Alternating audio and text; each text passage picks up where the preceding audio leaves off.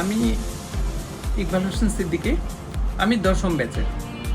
আমার আগে আরও 9টা ব্যাচ আছে।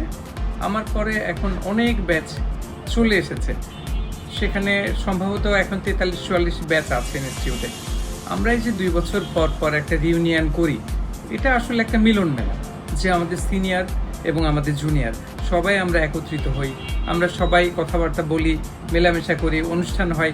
এতে আসলে কমার্শিয়াল কোনো কিছু হওয়ার চাইতে আসলে এখানে ভ্রাতৃত্ববোধ অথবা নিজেদের মধ্যে যে ইন্টারাকশান বা নিজেদের যে সম্পর্ক, এটাই আসলে ডেভেলপ হয় এই প্রোগ্রামগুলোতে।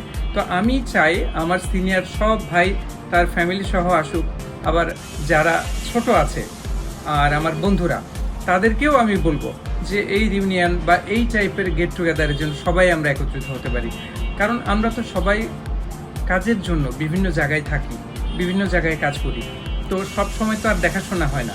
কিন্তু এই জাতীয় প্রোগ্রামগুলো হলে তখন সবার মধ্যে দেখাশোনা হওয়ার বা কথা বলার, পরিচিত হওয়ার একটা সুযোগ তৈরি হয়।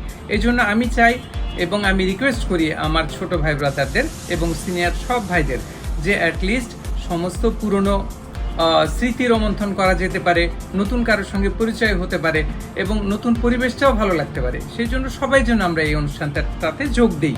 আমার সবার কাছেই অনুরোধ থাকবে যে আমি নিজে তো করবই এখানে অংশগ্রহণ, বাকি সবাই যেন তাদের পরিবার পরিজন নিয়ে এখানে আসে। ধন্যবাদ।